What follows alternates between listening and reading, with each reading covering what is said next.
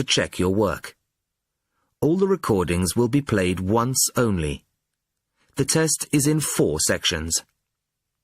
Section 1.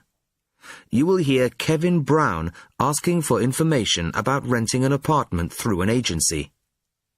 First, you have some time to look at questions 1 to 5.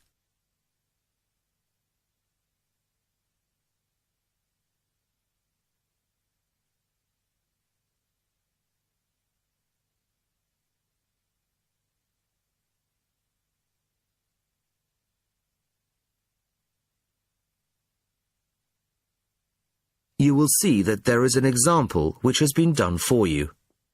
On this occasion only, the conversation relating to this will be played first. Good afternoon. How can I help you? Hello, my name's Kevin Brown. I saw your advertisement in today's local paper. Apartments to let in all areas of the city. Yes, Mr. Brown. We currently have several properties available. What part of the city were you thinking of? Well, city centre ideally. Kevin says that he is interested in the city centre. So, city centre is the answer. Now the test will begin. You should answer the questions as you listen, as you will not hear the recording a second time. Listen carefully to the first part of the conversation and answer questions 1 to 5. Good afternoon. How can I help you? Hello, my name's Kevin Brown. I saw your advertisement in today's local paper. Apartments to let in all areas of the city. Yes, Mr. Brown. We currently have several properties available. What part of the city were you thinking of? Well, city centre ideally. OK. And what price range are you interested in? I don't really know. What have you got? Well, prices start at £400 a month, going up to £1,000 a month. OK. And what's the difference? What does the price depend on? Well, the number of bedrooms, mainly. Uh-huh. The cheaper apartments have 1 bedroom, while the most expensive have 3 or 4 bedrooms. OK. 2 bedrooms would be nice. So I'll say 2 bedrooms up to £600 a month. Mm-hmm. Do you have anything like that? Right, sir. We have... just give me a moment, please. Mm-hmm. We have 2 properties that might interest you. One is in North Street. It's a very nice apartment. But it's £750 a month. But that includes a private parking space. $750. That's a bit higher than I'd like to go, really. Do you have anything less expensive? Yes. We have another one at £625 a month. $625? Mm-hmm. All right, that sounds interesting. Where is it? It's in Cornell Road, at number 12B. I don't know that. How do you spell it?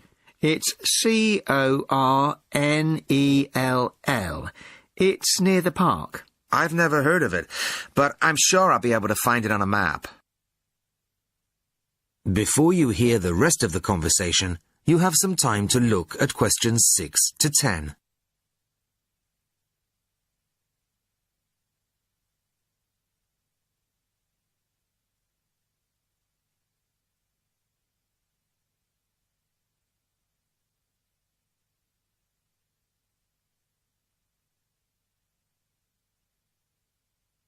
Now listen and answer questions 6 to 10. So, would you like to see the apartment, sir? Yes, I would. I'd like to rent somewhere fairly soon. Would tomorrow be possible? Sorry, I'm afraid nobody is available all day tomorrow. It's quite a busy time of year for us. I see. But if you're free later today, you could see it at 5:15. Sure, no problem. I could manage that. OK. So that'll be 5:15 with my colleague Jason. He'll meet you at the apartment. That's fine. And one more thing. What do I need to provide to rent an apartment with you?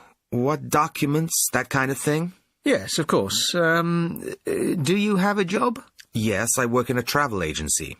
Well, a reference letter from your employer, you know, saying you work for them, and a deposit, which is 1 month's rent plus a fee of £60. What's that for? It's an administration fee to cover the cost of preparing the contract. OK. And one last thing. When would this apartment be available? It's empty now, so you could move in as soon as the contract was signed. That's great. Thanks very much indeed. Bye. Goodbye, Mr. Brown. That is the end of section 1. You now have half a minute to check your answers.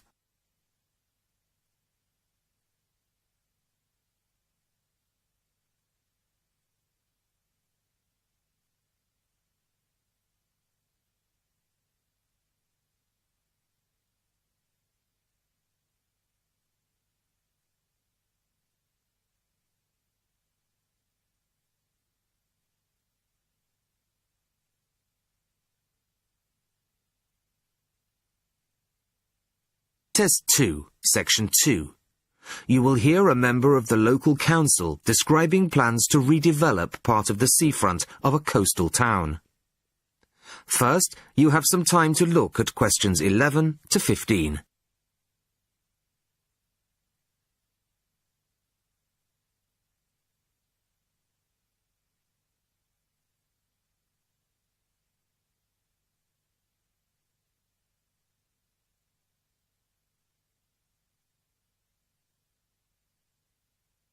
Listen carefully to the first part of the talk and answer questions 11 to 15. Good evening, everybody. I wasn't expecting to see so many people. Clearly, this is an issue of great local interest. Thank you all for coming. Well, as you all know, I've come to talk about the Council's plans for redeveloping the western part of the seafront.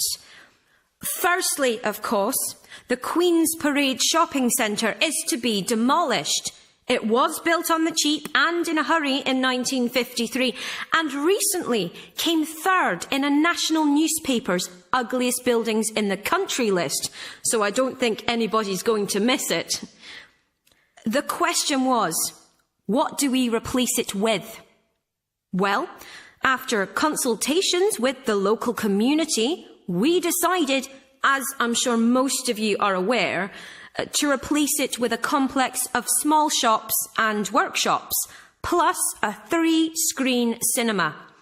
We particularly didn't want another bland glass and steel shopping centre full of the same old chain stores as every other town centre. No, this is our chance to do something just a little bit different. I'll start at the top. On the 3rd floor will be a cafe and a restaurant. Part of this will be open air, so people can enjoy a meal or a cup of coffee in the fresh air, weather permitting, of course. Below this will be the cinema, and below that, on the 1st floor, will be some much-needed council offices. We're getting very cramped in the town hall, I can assure you. On the ground floor will be 20 small shop units, ranging in size from 20 to 50 square metres. Also on the ground floor will be 5 workshop spaces, which we hope will attract small manufacturing businesses back to the town centre, providing some additional local employment. Underneath the centre will be an underground car park. Not a great big car park like in the present centre. Our aim is that most visitors to the centre will come on foot or by bus. In fact, the car park will be restricted to people working in the centre and disabled visitors. Then, and perhaps this is the most exciting part of the project, the beach in front of the new complex is going to be completely transformed. We're going to extend the beach. Yes, extend it. 10,000 tonnes of sand is going to be brought in to make it into a proper beach, instead of the dirty little strip of sand it is now.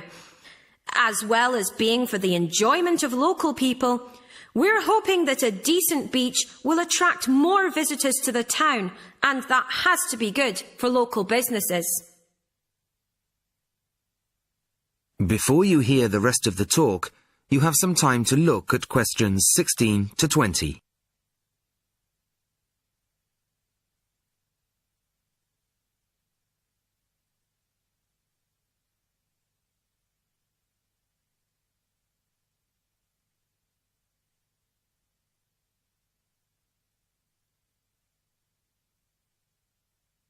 Now listen and answer questions 16 to 20.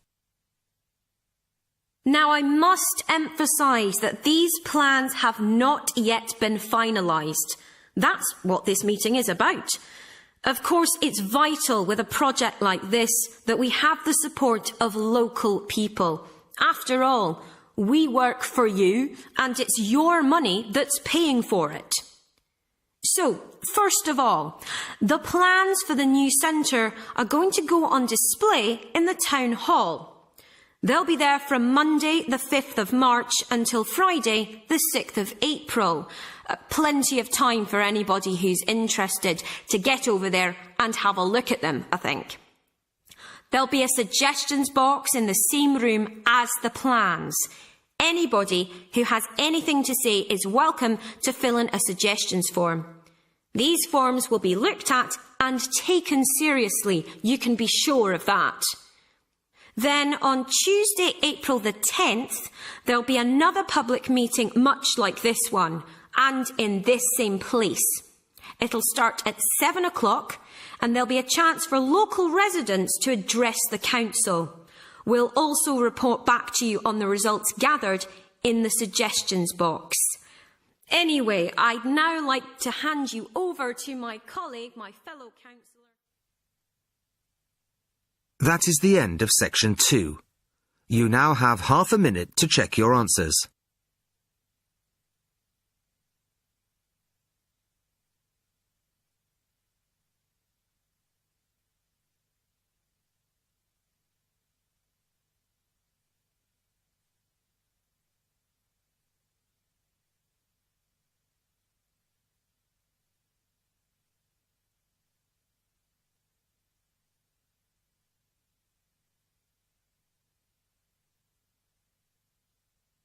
Test 2, Section 3. Maria is a student at university. She has handed the first draft of an essay to her tutor. The tutor has read it, and now they are discussing ways the essay can be improved. First, you have some time to look at questions 21 to 25.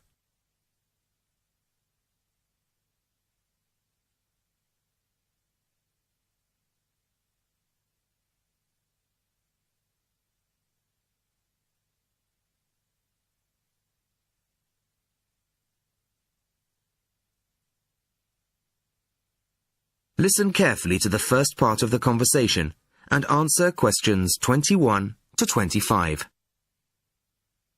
Well, Maria, I have to say I was quite impressed by your essay.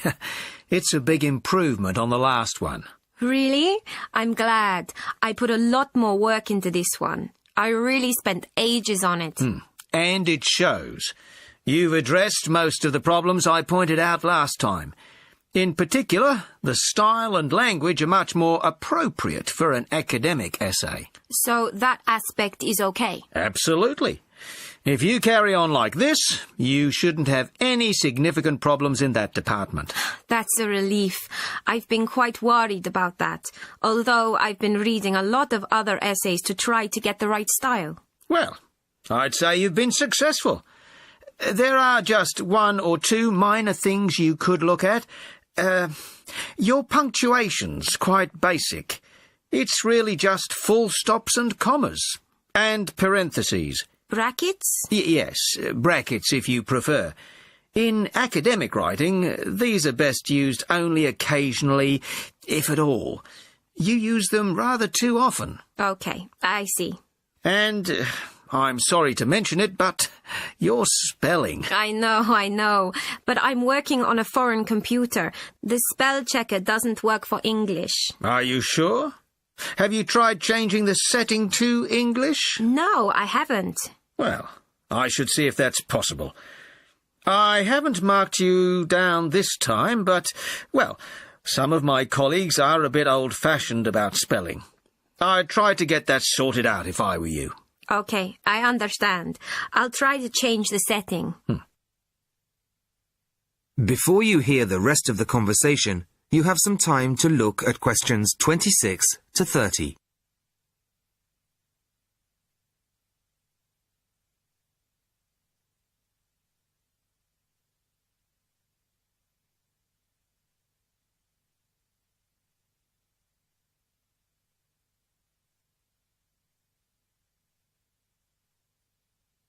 Now listen and answer questions 26 to 30.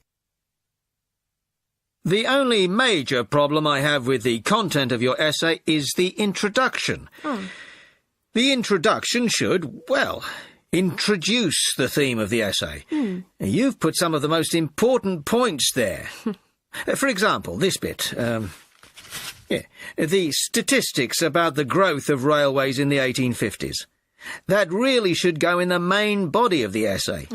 And so should this paragraph about changes in patterns of employment. In general, I'd say your introductory section should be no more than half as long as it is at the moment. Okay. And I should move those points forward? Precisely. And going back to the railways, they're one of the most significant factors for change in this period. But apart from those statistics in the introduction, you only briefly mention them.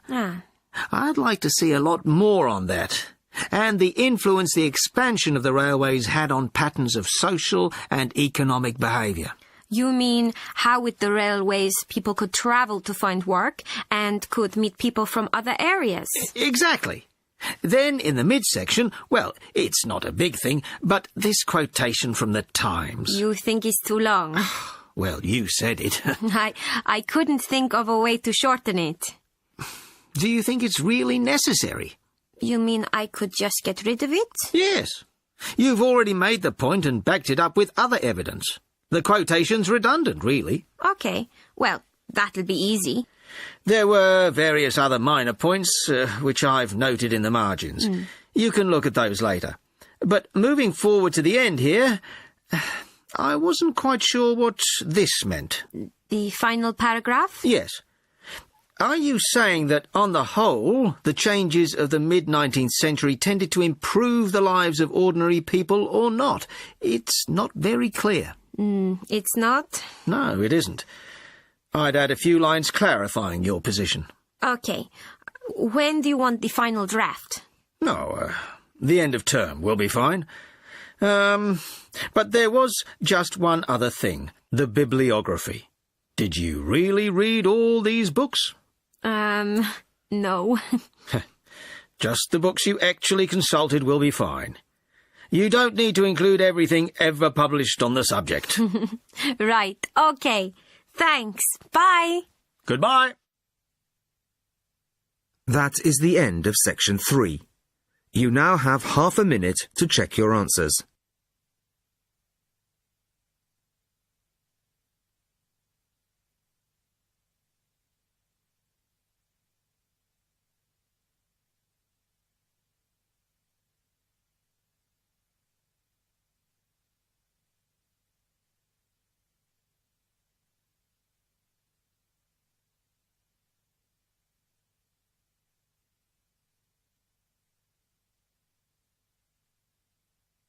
Test 2, Section 4.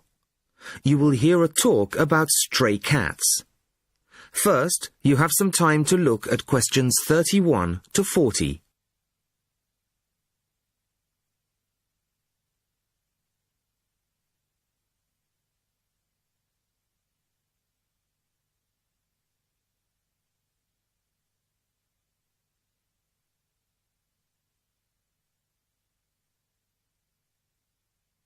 Listen carefully to the talk and answer questions 31 to 40. Good evening. I'd like to introduce Laura Donkswell of the Feral Cat Association. Laura has just returned from spending 3 months in Italy, where she has been working with local organisations to improve conditions for some of the estimated 1.5 million ownerless cats currently thought to be at large there. Thank you very much. The principal problem regarding this issue is much the same in Italy as it is in other countries. Public awareness. The general public have become so used to the sight of ownerless cats in poor condition wandering their streets that they simply don't recognise it as a problem. While some will put out scraps of food, the majority see feral cats in much the same light as, say, seagulls, a form of local wildlife which is of no particular concern to or responsibility of the human population. Of course, there are plenty of individuals who do take responsibility for cats in their areas, providing appropriate food, emergency veterinary treatment, and perhaps indoor shelter. But these people can only provide support for a fraction of the vast numbers of feral cats that exist. So, what's to be done? Find loving family homes for all feral cats?